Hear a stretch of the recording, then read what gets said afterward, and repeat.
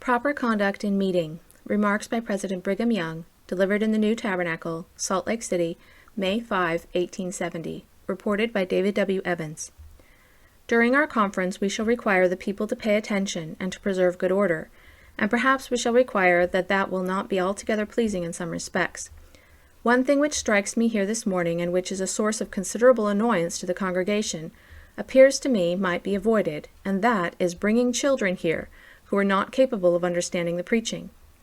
If we were to set them on the stand where they could hear every word, it would convey to them no knowledge or instruction, and would not be the least benefit to them. I will ask my sisters, cannot we avoid this?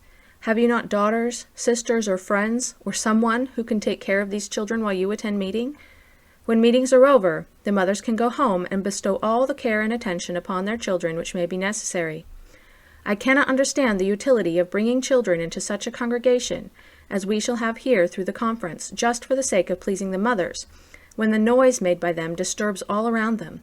I therefore request that the sisters will leave their babies at home, in the care of good nurses, and when you come here, sisters and brethren, sit still, and make no noise by shuffling your feet or whispering. Wait till meeting is dismissed, then you may go out and talk and walk as much as you please, but while you are in this house, it is necessary to keep perfectly still. I hope our doorkeepers are instructed and understand, so that they will keep order, and also be still themselves. I have noticed sometimes that our doorkeepers and policemen will make more disturbance in the congregation than the people do.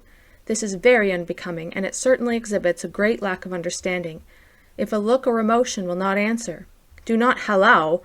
We, on the stand, will do all the talking necessary. But if a doorkeeper halloas to this one and that one, he makes more confusion than the people will make. Now, doorkeepers, be sure that you are perfectly still, and if you are obliged to walk around here much, I would recommend that you wear India rubber overshoes, so that you may be able to walk without making a noise. There is another subject I wish to refer to. Last Sabbath, this front gallery, the gentlemen's gallery, was very full. After meeting was dismissed, I took a walk through it, and to see the floor had been occupied by those professing to be gentlemen. And I do not know, but brethren, you might have supposed that cattle had been there rolling and standing around. For here and there were great quids of tobacco, and places 1 or 2 feet square smeared with tobacco juice. I want to say to the doorkeepers that when you see gentlemen who cannot omit chewing and spitting while in this house, request them to leave. And if such persons refuse to leave and continue their spitting, just take them and lead them out carefully and kindly. We do not want to have the house thus defiled.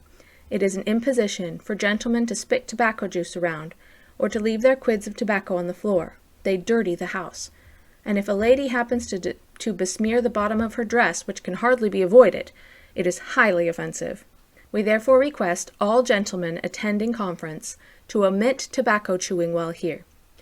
To the elders of Israel who cannot and will not keep the word of wisdom, I say, omit tobacco chewing while here. In all probability, our congregations will be large, and we shall be under the necessity of being a little more stringent and exacting in regard to leaving children at home, and in preserving quietness and order while in the house. You may think it a little unreasonable, sisters, to make such a request, but it is not so, for you who are here this morning have seen the great amount of confusion and annoyance the crying of children has caused. And if you cannot, for the space of 2 or 3 hours, forego the pleasure of gazing upon the faces of your little darlings, just stay home with them. This we earnestly request while we are here in conference. We have all the brethren of the 12 here except Brother Carrington, who is in Liverpool, and we shall have speeches, exhortations, and advice from them, which, if followed and observed by the people, will lead them in the path of truth, light, intelligence, virtue, soberness, and godliness. And we want such good order preserved and maintained that all attending conference can hear the instructions given. We have many things to say to the people. They need a great amount of talking to and instruction. They are a good deal like children, and need to have words of counsel and advice constantly reiterated. The mother says to the child, "My darling little Johnny, don't get that knife," or "Can't you let your father's razor alone?" or "Let the crockery alone, you will break it." And the little darling Johnny lets it alone for a minute or two, but soon he makes another stretch after the knife, razor, tumbler, pitcher, or something that his mother does not want him to have. And again her voice is heard, "Johnny, let that alone, it is not good for you to have," or "You will break that pitcher." Johnny sets down the pitcher, and pretty soon it is gone from his mind, but he runs around a little, and then he wants a drink, and while he gets the pitcher, or perhaps the knife, the mother coaxingly says, "My darling dear, will you let that alone?" And finally, wearied with talking to Johnny, she probably boxes his ears.